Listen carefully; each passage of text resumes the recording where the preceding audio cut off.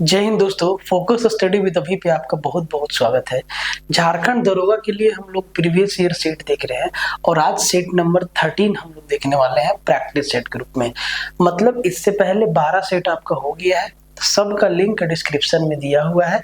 अगर आप उन सेट्स को नहीं देखे हैं तो पहले जाके या इस सेट के बाद देखिए या पहले देख लीजिए, तब सेट 13 पे आइए। मतलब उनको देखना बहुत ही जरूरी है। और हर एक सेट का पीडीएफ आपको टेलीग्राम चैनल पे डाल दिया जाता है क्लास खत्म होते ही, तो इसका भी डाल दिया जाएगा। टेलीग्राम चैनल ज्वाइन कर लीजिए और पीडीएफ को संभाल के रखिएगा, क्योंकि एग्जाम के टाइम में इसी पीडीएफ से आपका प्रैक्टिस होगा प्रीवियस ईयर का। और इसके बाद जैसे ही ये सारा का सारा खत्म हो जाएगा, आप लोगों को करीबन 50 प्लस एक्सपेक्टेड प्रैक्टिस सेट करवाया जाएगा। वो तो बात की बात है, फिलहाल हम लोग इसको 33 सेट कंप्लीट कर लें, ठीक है। सेट नंबर 13 है ना। तो ये जो टेलीग्राम चैनल है ना, जिसका लिंक डिस्क्रिप्शन में दिया हुआ है, इसको जरूर से ज्वाइन कर लीजिएगा। इसको ज्वाइन करना बहुत ही जरूरी है, ठीक है। कैसे लिखा रहा है भाई, ये कौन सा पेन सेलेक्ट हो गया, 1 मिनट, ठीक है ना। तो टेलीग्राम चैनल को ज्वाइन कर लीजिएगा। साथ ही साथ अगर आप एकदम डेडिकेटेड होकर झारखंड दरोगा का तैयारी कर रहे हैं, सीरियस है, करना चाहते हैं, भाई साहब इस वर्दी बैच में आपका वेलकम है। इस वर्दी बैच में आने से पहले बैच के बारे में पूरा डिटेल जानकारी ले लीजिएगा। देखिए सब कुछ लिखा हुआ है, ये पेपर 3rd के लिए है, ठीक है, जिसमें आपको Jharkhand GK, Indian GK, science, math, reasoning और कंप्यूटर प्लस करंट अफेयर से सवाल पूछा जाता है। तो भाई ये पेपर 3rd के लिए कंप्लीट बैच है, ठीक है। प्राइस 1199 एकदम मिनिमम प्राइस है ये। आप इस बैच में इनरोलमेंट ले सकते हैं। किसी भी तरीका का समस्या हो तो आप बस ध्यान रखिएगा कि ये जो आपका कॉन्टैक्ट नंबर है, इस कॉन्टैक्ट नंबर पे आपको कॉल कर लेना है, 7909994902, ठीक है। अगली बात, हम आपसे हमेशा से कह रहे हैं कि सिर्फ झारखंड के एग्जाम पे टिके मत रहो या सिर्फ एक एग्जाम पे टिके मत रहो, क्योंकि क्या हाल है आप तो देख ही रहे हैं, ठीक है। तो अभी रेलवे में बहुत सारा स्कोप है, एसएससी में बहुत सारा स्कोप है, दोनों में धुआंधार वैकेंसी आ रहा है। रेलवे और एसएससी का सिलेबस बिल्कुल सेम है अगर अंग्रेजी को हटा दे तो, ठीक है।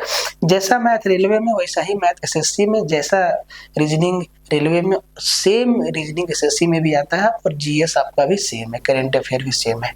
तो पढ़िए ऐसा कि एक बार पढ़ के कई एग्जाम आप दे सके, ठीक है। तो अगर आप रेलवे में आना चाहते हैं तो ये रेलवे के लिए कंप्लीट विजेता बैच है, 599 का है, ठीक है।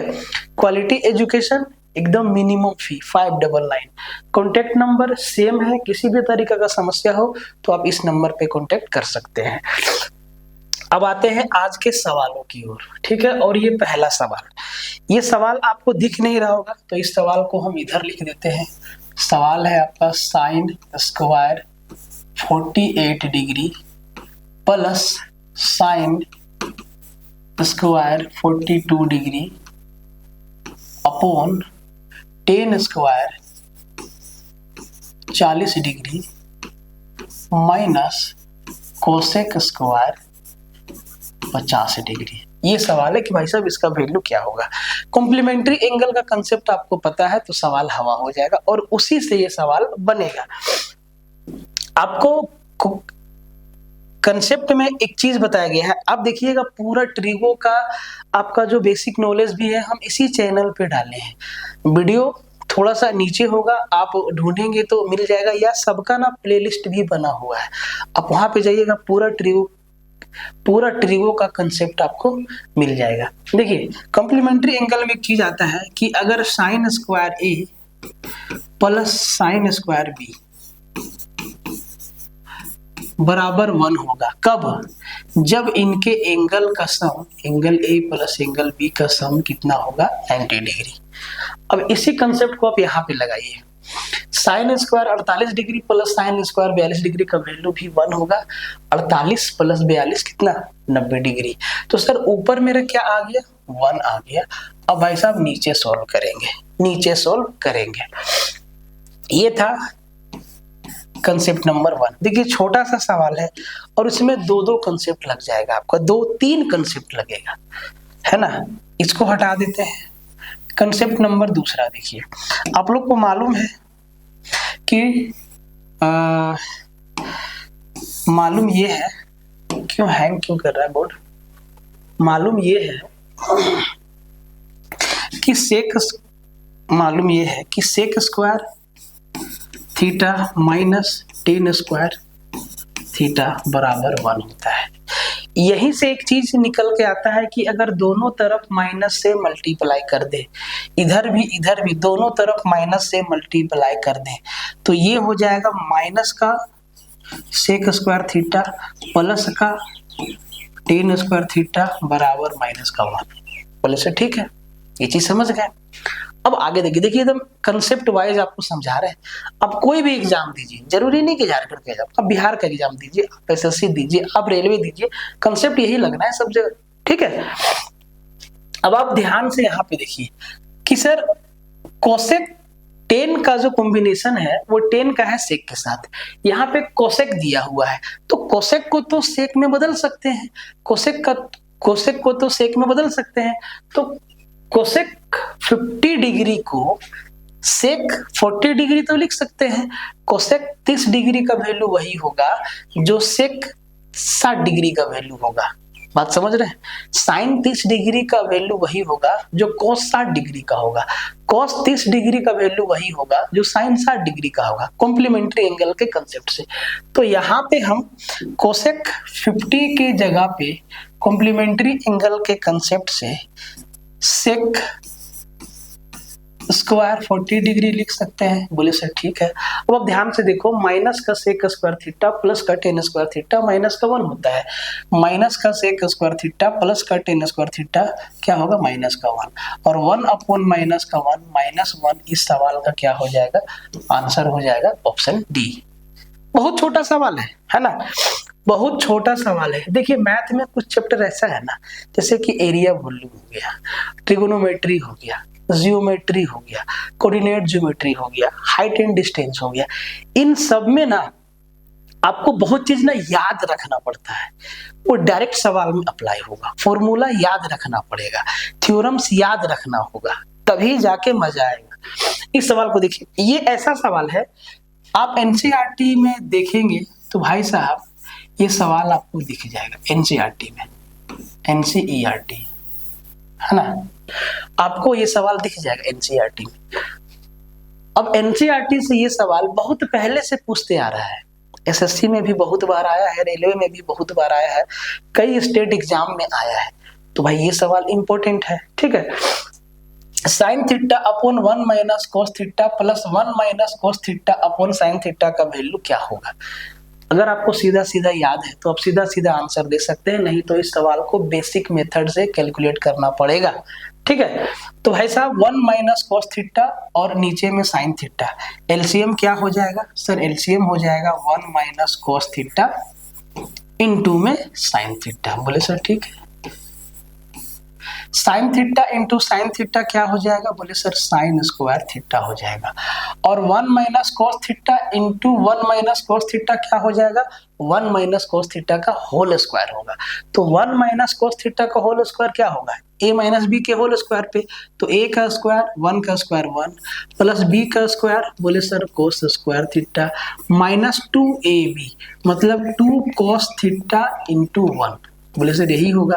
अब आप ध्यान से देखिए कि sine square theta plus cos square theta ये तो 1 हो जाएगा, 1 प्लस में ये वाला 1 प्लस 1 क्या 2 हो जाएगा। तो ये पूरा इसको हम क्या लिख सकते हैं, बोले सर इसको हम लिख सकते हैं सीधा सीधा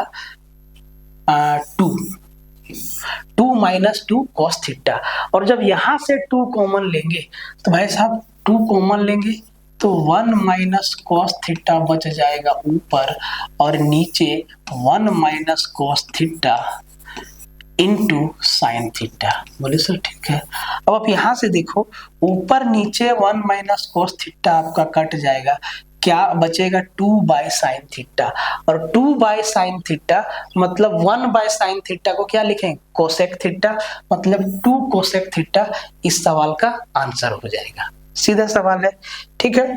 लेक्चर को आप लोग शेयर मारते रहिएगा, ठीक है। इस सवाल को देखिए, कहता है कि 27x³ minus 9 square plus 3x minus 8 को 3x प्लस 2 से अगर हम डिवाइड कर दें, अगर हम इसको 3x प्लस 2 से डिवाइड कर दें तो भाई साहब रिमाइंडर क्या बचेगा। अलजेब्रा में रिमाइंडर थ्योरम का कंसेप्ट से ये सवाल है, ठीक है। तो इस एक्सप्रेशन को 3x प्लस 2 से डिवाइड करना है। तो जैसे हम 9th में भागा देते थे अलजेब्रिक एक्सप्रेशन को, वैसे यहाँ पे नहीं देना है। रिमाइंडर थ्योरम के कंसेप्ट से अगर हम इससे इसको भागा दे रहे हैं तो इसका मतलब ये है कि 3x प्लस 2 बराबर क्या हो जाएगा, बोले सर 0 हो जाएगा। बराबर क्या हो जाएगा, 0 हो जाएगा। तो हम यहाँ से x का वैल्यू निकाल सकते हैं माइनस का 2/3। अब जहां जहां x है वहां पे माइनस का 2/3 रख दीजिए। तो x³ है माइनस का 2/3 का क्यूब, मतलब ये हो जाएगा 27 गुना माइनस का 8/27 माइनस 9 इंटू क्या है x स्क्वायर है, मतलब माइनस 2/3 का स्क्वायर। तो सर माइनस 2 का स्क्वायर 4/3 का स्क्वायर 9 प्लस में क्या है 3x। तो सर x का वैल्यू अब की बार क्या रखेंगे माइनस का 2/3, तो इसको नीचे रख देते हैं 3 इंटू माइनस का 2/3, तो माइनस प्लस क्या हो जाएगा, यहाँ पे हम इसको माइनस कर देते हैं। तो ये क्या हो जाएगा -3 इंटू 2/3 और माइनस का क्या है सर 8 है। अब ध्यान से देखो, निपटारा हो गया, 27 से 27 गया, 9 से 9 गया, 3 से 3 गया, क्या बचा, यहाँ पे बचा माइनस का 8, यहाँ पे बचा माइनस का 4, यहाँ पे बचा माइनस का 2 और यहाँ पे बचा माइनस का 8। पूरा माइनस में बचा, मतलब आंसर माइनस में, ठीक है ना, कहीं पे गड़बड़ नहीं है, ठीक है। तो -8 और 8 16 और 6 22, माइनस का 22 सबको जोड़िएगा तो माइनस का 22 हमारा क्या हो जाएगा आंसर हो जाएगा। रिमाइंडर थ्योरम से सवाल था, ठीक है। तबीयत थोड़ा सा सर्दी वर्दी हो गया। तो देखिए क्वाड्रेटिक इक्वेशन से सवाल है, कहता है कि यदि द्विघात समीकरण के दो मूल अल्फा और बीटा है, जहां अल्फा प्लस बीटा बराबर 8 और अल्फा माइनस बीटा बराबर 2 है, तो समीकरण क्या है। भाई साहब अगर अल्फा प्लस बीटा बराबर 8 दिया है, ठीक है, और अल्फा माइनस बीटा बराबर 2 दिया है, अगर हम इन दोनों इक्वेशन को जोड़ दें तो क्या हो जाएगा, plus beta minus beta cancel, 2 alpha बराबर आपका 10 हो जाएगा, अल्फा बराबर क्या हो जाएगा 5 होगा। अगर अल्फा बराबर 5 निकल के आया तो आप खुद समझ सकते हैं, अगर अल्फा 5 है तो सर बीटा 8 - 5 कितना 3 हो जाएगा। अब अल्फा और बीटा का वैल्यू मालूम है, तो भाई साहब क्वाड्रेटिक इक्वेशन बनता कैसे है, उसका फॉर्मूला क्या है, बहुत दिक्कत कर रहा है लैपटॉप, ठीक है। क्वाड्रेटिक इक्वेशन बनता कैसे है, उसका फॉर्मूला क्या है, तो द्विघात समीकरण बनाने का फॉर्मूला अगर अल्फा और बीटा आपको मालूम है तो याद रखिएगा x² minus alpha plus beta मूलों का जोड़ into x plus alpha into beta बराबर में 0। ये फॉर्मूला है द्विघात समीकरण बनाने का, अगर आपको अल्फा और बीटा दोनों पता है तो। अब ध्यान से देखिए सिंपल है, तो भाई साहब ये हमारा हो गया x² minus alpha plus beta 5 और 3 8 8x plus alpha into beta 5 3 15 हमारा क्या होगा, इस सवाल का आंसर हो जाएगा। कौन से ऑप्शन में है, x² minus 8x plus 15, option A हमारा उत्तर हो गया, ठीक है। आगे बढ़ जाते हैं, ज्योमेट्री का सवाल है, कहता है कि आरेख में MYZ का मिड पॉइंट है।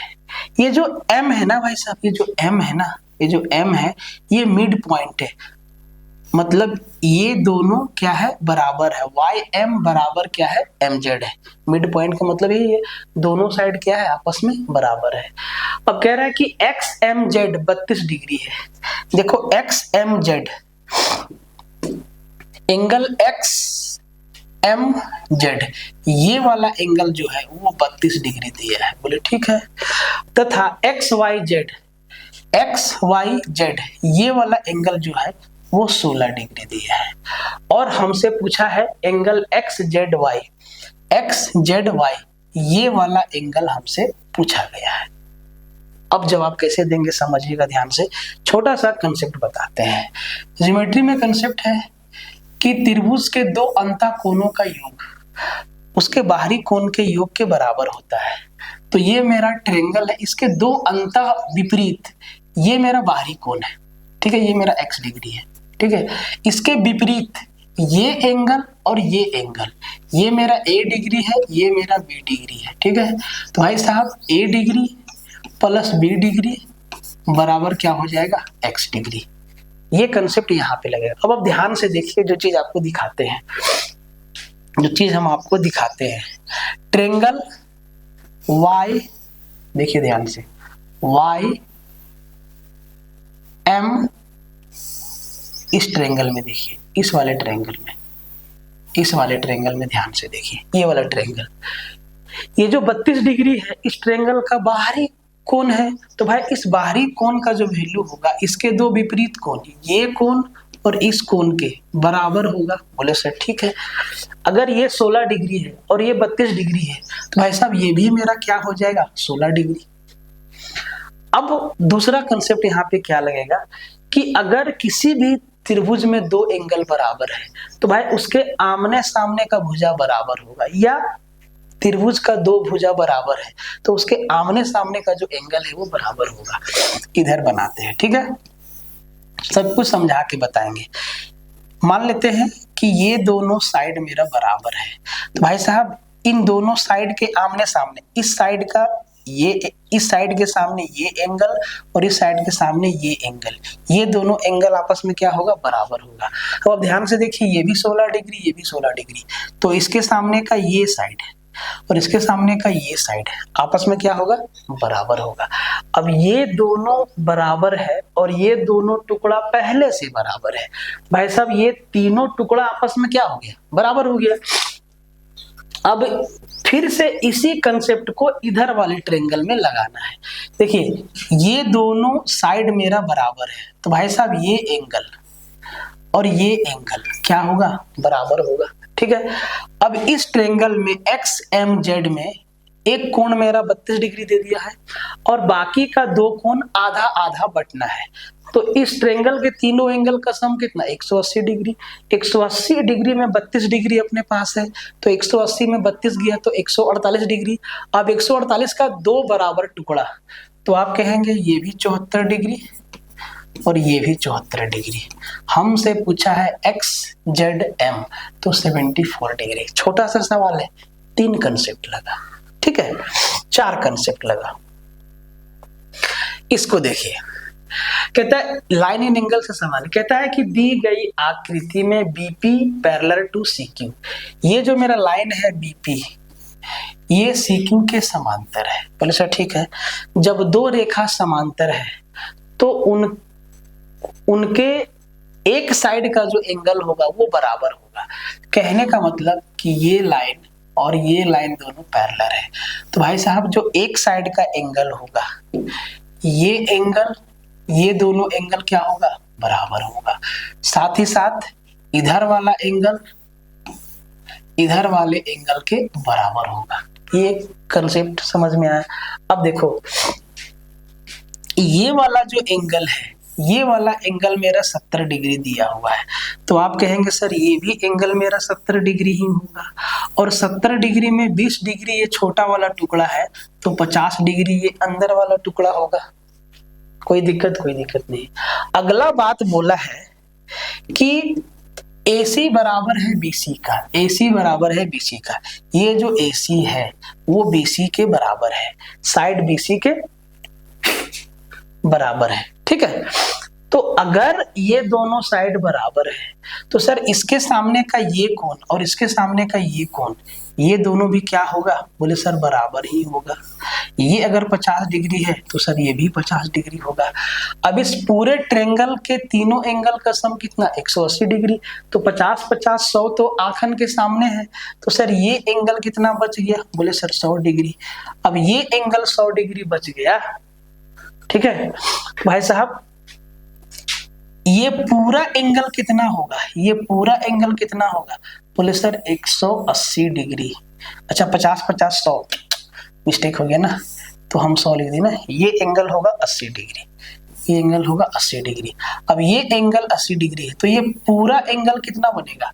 एक सीधी रेखा पे एक ही ओर हम कितना भी लाइन खींच दें, कितना भी लाइन खींच दें, ये पूरा एंगल कितना का बनेगा? बोले सर 180 डिग्री का बनेगा। भाई साहब यही चीज तो यहाँ भी अप्लाई होगा ना। ये पूरा एंगल कितना डिग्री का बनेगा? बोले सर 180 डिग्री का बनेगा। 180 डिग्री में से 80 इधर है, ठीक है, 70 इधर है, 8 7 15 150 डिग्री है। मतलब ये जो बीच वाला हिस्सा है वो 30 डिग्री का है, और 30 डिग्री हमारा x का वैल्यू हो जाएगा। बात समझ में आई? बिल्कुल आसान है, ठीक है। क्वेश्चन नंबर 7 कहता है कि सबसे छोटी भिन्न कौन सा है? क्रॉस मल्टीप्लाई से आप इस सवाल का जवाब दीजिए, ठीक है। जैसे कि हम आपको बताते हैं, आपको इसका आंसर जो है कमेंट में देना है, ठीक है, कमेंट में देना है कि इसका सही आंसर क्या है। देखिए हम आपको एक बार कंपैरिजन करके बताते हैं, 6/11 और 13/18 में कौन बड़ा है। तो आपको करना कुछ नहीं है, आप इनको क्रॉस मल्टीप्लाई करो। 18 छक्के 108 और 13 गुने 11 143। अब आप एक बात बताओ कि 108 और 143 में कौन बड़ा है? तो सर 143 बड़ा है। तो 13/18 बड़ा हो गया और 6/11 छोटा हो गया। इसी तरीका से कंपेयर करके आप इस सवाल का उत्तर दीजिएगा कमेंट में, ठीक है। कहता है कि एक शर्ट पर 1600 रुपया लिखा था, दिवाली त्योहार ऑफर के दौरान उस पर 10% की डिस्काउंट दी जाती है, तो शर्ट की बिक्री मूल्य क्या होगा? देखिए 1600 रुपया लिखा हुआ था, ठीक है, और उस पर 10% का छूट दे दिया। तो सर 1600 मेरा क्या था? MRP लिखा हुआ था। कितना लिखा हुआ था? 1600। इस पर 10% छोड़ दिया। 10% 1600 का 10% मतलब 160 रुपया छोड़ दिया। तो कस्टमर को कितना में मिलेगा? बोले सर 1600 माइनस 160। तो 1600 में 160 गया तो भाई 1440 रुपया में कस्टमर को मिलेगा ये शर्ट, और 1440 मेरा क्या हो गया? आंसर हो गया। ये आसान आसान सवाल पूछे गए हैं आपके एग्जाम में, ठीक है। आगे बढ़ जाते हैं। एक व्यक्ति ने सेल में एक पोशाक खरीद कर 5 रुपया बचाए। यदि वह 45 रुपया खर्च करता है तो वह कितना पैसा बचाएगा? देखिए 45 रुपया वो खर्च किया और इस पर उसको 5 रुपया बचा, मतलब वो 50 रुपया बाजार लेके गया था, ठीक है, 50 रुपया वो बाजार लेके गया था, और 50 रुपया वो बाजार लेके गया था और उस पर वो 5 रुपया बचाया। तो सर ये 10% सीधा सीधा नहीं दिख रहा है, तो 10% बचाया सीधा सीधा, ठीक है। आगे बढ़ जाते हैं। कहता है कि एक रेलगाड़ी 48 किलोमीटर पर आवर की तेजी से दौड़ने पर 10 घंटा में अपनी यात्रा पूरी कर सकती है। अगर रेलगाड़ी 48 किलोमीटर पर आवर की स्पीड से चलती है और 10 घंटा में अपनी यात्रा पूरी कर लेती है, तो वो 48 किलोमीटर के स्पीड से 10 घंटा में कितना दूर जाएगा? तो सर जो डिस्टेंस होगा, डिस्टेंस क्या होता है? Speed into time. 48 गुना 10 किलोमीटर, इतना डिस्टेंस वो कवर करता है। ये टोटल डिस्टेंस है।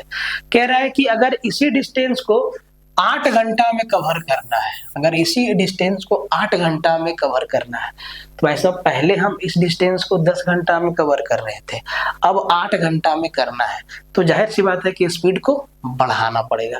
तो स्पीड पूछा है, स्पीड इक्वल टू क्या होता है? Distance by time. डिस्टेंस कितना है? 48 गुना 10। टाइम कितना लेना है? 8 घंटा। तो 8 छक्के 48। अब जो मेरा स्पीड होगा वो 60 किलोमीटर पर आवर होगा। कौन सा ऑप्शन? 60, ऑप्शन डी हमारा आंसर हो जाएगा। ठीक है, आगे बढ़ते हैं। कह रहा है कि एक आयताकार, ये सवाल भी आपको बनाना है, कंसेप्ट आपको बता देते हैं। एक आयताकार लॉन 60 मीटर लंबा और 40 मीटर चौड़ा है। इसके विकर्ण को 3 किलोमीटर पर आवर की स्पीड से पार करने पर व्यक्ति को लगभग कितना समय लगेगा, लगभग टाइम निकालना है। तो आपको बता देते हैं, है ना। ये आयताकार एक लॉन है, ठीक है, लंबाई और चौड़ाई, ठीक है, लंबाई 60 मीटर है, चौड़ाई 40 मीटर है। बोले सर ठीक है।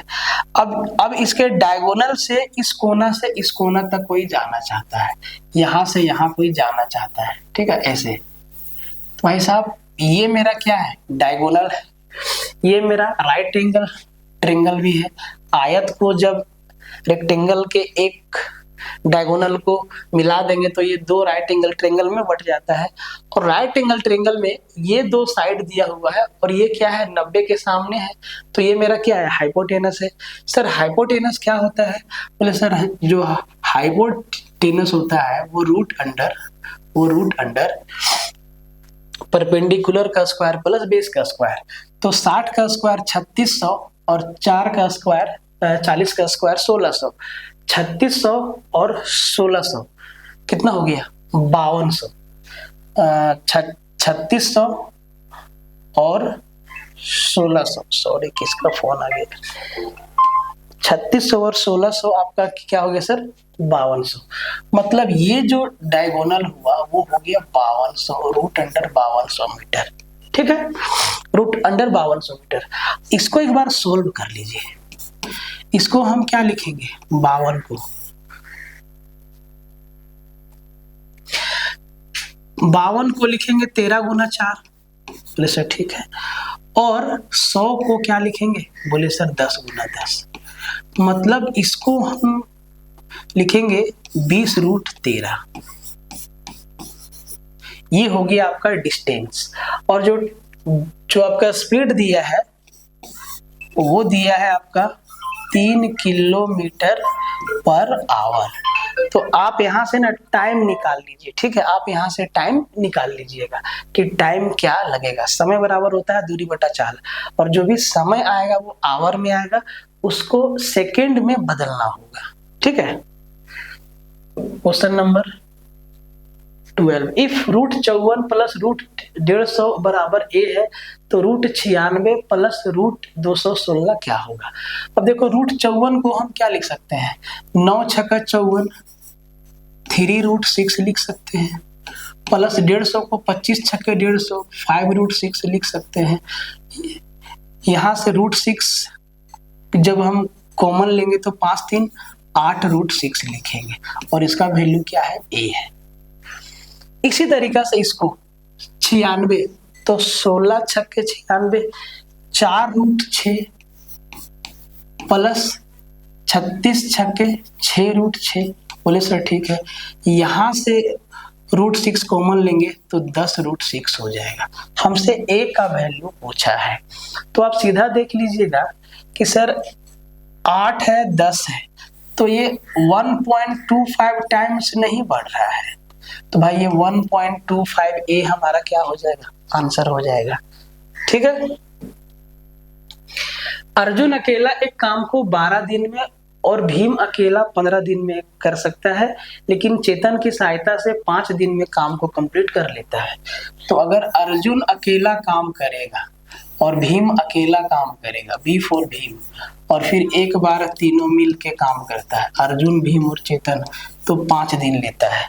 अर्जुन 12 दिन लेता है और भीम 15 दिन लेता है। सर सबका एलसीएम कितना, बोले 60 है, 12 25 60, 15 चौके 60 और 5 से 12 बार में इनका एक एक दिन का वर्क निकल गया, इफिशियंसी निकल गया। अब आप ध्यान से देखो, अर्जुन 5 काम करता है, भीम 4 काम करता है, और तीनों मिलके 12 काम करता है, तो 5 4 9 काम तो कर ले रहा है अर्जुन और भीम, मतलब 3 काम कर रहा है कौन, चेतन। अब कह रहा है कि अगर पूरा 60 काम चेतन को करना पड़े तो भाई पूरा टाइम कितना लेगा, हर दिन 3 काम, तो 60 काम करने में 20 या 60 20 दिन का समय लेगा। बहुत ही सिंपल सेट है, ठीक है, ये सीधा फॉर्मूला है। भाई साहब ये ऐसा सवाल है जो हर एक एग्जाम में आता है, जो दिया होता है वही इसका आंसर हो जाता है। कैसे, जरा ध्यान से देखिए। 10 का power 4 theta plus 10 square theta बराबर 11 दिया है। यहाँ से अगर हम 10 स्क्वायर थीटा को कॉमन ले लें तो अंदर बच जाएगा 10 स्क्वायर थीटा प्लस 1 और बराबर क्या 11। और 10 स्क्वायर थीटा प्लस 1 क्या होता है, सेक स्क्वायर थीटा होता है।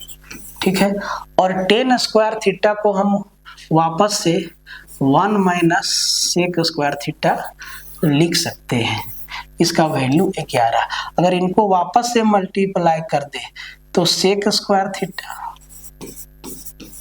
Minus sec raise to power 4 theta बराबर 11, हमारा क्या आ जाएगा, आंसर आ जाएगा। ठीक है, सो कहीं पे मिस्टेक हुआ क्या? अच्छा सॉरी, यहाँ पे माइनस होगा ना, यहाँ पे माइनस होगा है ना, यहाँ पे माइनस होगा। तो भाई साहब ये माइनस है जो प्लस में चेंज हो जाएगा, यहाँ पे माइनस लग जाएगा। तो sec raise to power 4 theta minus sec square theta बराबर 11 ही इसका उत्तर हो जाएगा। आगे बढ़ जाते हैं। ये सवाल भी आपको बनाना है, सबका वैल्यू हम आपको बता देते हैं। cos 60 डिग्री का वैल्यू वही होता है जो 30 डिग्री का वैल्यू होता है, दैट इज 1/2। साइन 60 डिग्री का वैल्यू बराबर √3/2 होता है। ठीक है, और फिर सब 60 ही है। अब इस वैल्यू को वहां पे रख दीजिए और भाई साहब कैलकुलेट करके आंसर इसका कमेंट में बता दीजिए। जो लोग भी कमेंट बताएगा उनका नाम हम सीट नंबर 14 में लेंगे और उनको स्पेशल थैंक्स देंगे। ठीक है, तो ये था आपका आज का 15 सवाल। बाकी का जो सवाल था वो निहायत ही आसान था, तो उनको करके यहाँ टाइम वेस्ट नहीं करना था। मिलते हैं नेक्स्ट वीडियो में, तब तक के लिए जय हिंद।